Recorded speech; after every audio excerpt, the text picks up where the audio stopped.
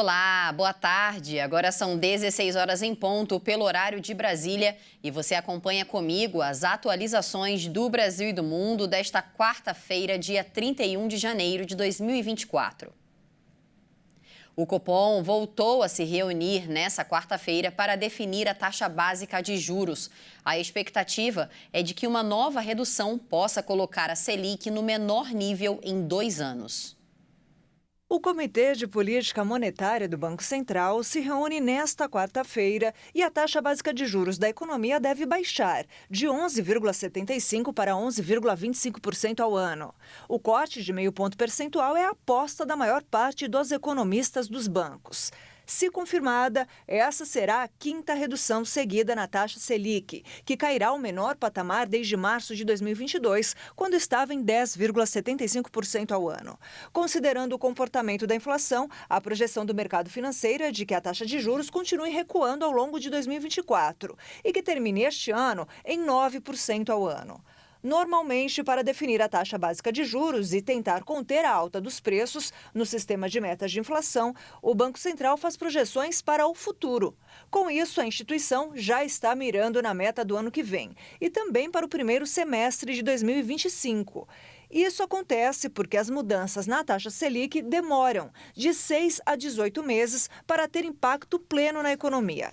A meta de inflação deste ano, definida pelo Conselho Monetário Nacional, é de 3% e será considerada cumprida se oscilar entre 1,5% e 4,5%.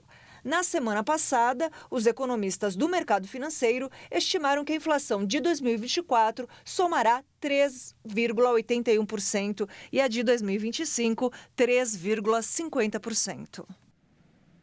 A gasolina, o diesel e o gás de cozinha ficam mais caros a partir de amanhã. O motivo é o aumento do ICMS e o imposto estadual. A gasolina deve subir 15 centavos por litro, mas o repasse depende dos postos. Considerando o preço médio cobrado nas bombas do país na última semana, o litro passa de R$ 5,56 para R$ 5,71. Já o gás de cozinha terá um reajuste de 16 centavos por quilo e o botijão de 13 quilos, por exemplo, fica R$ 2,00 mais caro. O imposto sobre o diesel, o principal combustível dos caminhões, também deve subir, um acréscimo de 12 centavos por litro. E isso pode impactar no custo do frete e afetar o preço dos produtos de forma geral, inclusive dos alimentos. E ainda falando sobre economia, a taxa média de desemprego caiu ao menor patamar nos últimos 9 anos e a população ocupada é recorde na série histórica iniciada em 2012. A taxa média de desemprego no Brasil em 2023 foi de 7,8%. Segundo a Pesquisa Nacional por Amostra de Domicílios, a PNAD contínua do IBGE, esse é o menor patamar desde 2014, quando a taxa foi de 7%. O resultado também representa uma desaceleração em relação ao número de registrados em 2022, quando a taxa média de desemprego foi de 9,3%. No último trimestre do ano passado, encerrado em dezembro, a taxa de desocupação chegou a 7,4%, um recuo de 0,3 ponto percentual em relação ao trimestre imediatamente anterior, entre julho e setembro. O resultado anual é o menor dos últimos 9 anos, confirmando a tendência de recuperação do mercado de trabalho após o impacto da pandemia da Covid-19. Com os resultados deste trimestre, o número absoluto de desocupados teve queda de 2,8% contra o trimestre anterior, atingindo 8,1 milhões de pessoas. O país chegou ao menor contingente de desocupados em números absolutos desde o trimestre móvel encerrado em março de 2015.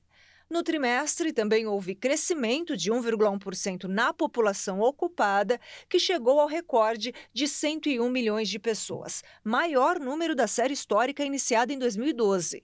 No ano, o número foi de 1,6%, com mais 1.600.000 pessoas ocupadas.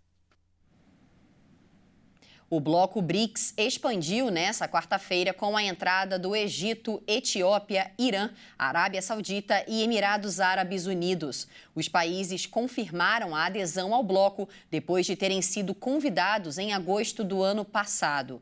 O BRICS, formado por Brasil, Rússia, China, Índia e África do Sul, disse que a medida ajuda a remodelar uma ordem mundial que eles já consideravam ultrapassada. A Argentina também foi convidada, mas recusou, alegando que foi a pedido da administração anterior do país. A afirmação foi feita hoje pela ministra das Relações Exteriores da África do Sul, em Brasília, durante um evento de um plano de trabalho conjunto com o Brasil para a aceleração da transição energética. E ainda nos destaques internacionais, a China se tornou o maior exportador mundial de veículos. O país superou o Japão, em grande parte pelos investimentos nos últimos anos em carros elétricos. O Japão exportou 4.420.000 carros em 2023, segundo a JAMA, abaixo dos 4.910.000 exportados pelos chineses, de acordo com a Associação de Fabricantes de Automóveis da China. O governo chinês calculou um número ainda maior, de mais de 5.200.000, o que representa uma alta expressiva de 57% em termos anuais. Mas, ao contrário das montadoras chinesas, as fabricantes japonesas de automóveis, como a Toyota, produzem grandes volumes de carros em outros países. A Toyota confirmou na terça-feira sua posição como a líder mundial do setor em termos de unidades vendidas.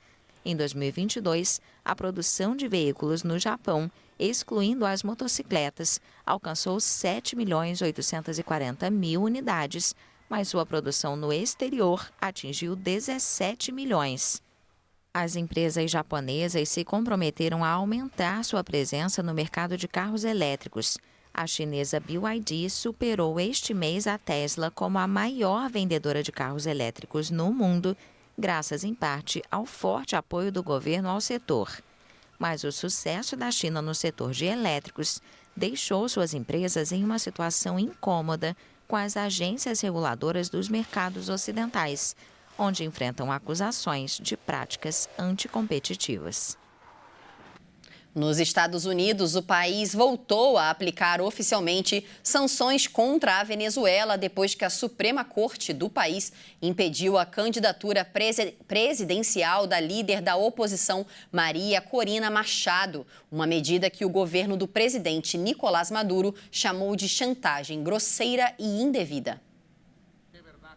A nova fase da relação entre os Estados Unidos e o governo de Nicolás Maduro durou pouco mais de 3 meses, com o início de uma flexibilização parcial das sanções econômicas decidida em outubro. Foi um gesto de apoio a um acordo para as eleições presidenciais deste ano, assinado entre o governo e a oposição com mediação da Noruega. Os Estados Unidos condicionaram a flexibilização, que incluía a suspensão parcial do embargo ao petróleo, gás e ouro da Venezuela, à libertação de presos políticos e ao estabelecimento de garantias eleitorais, inclusive a habilitação de candidatos.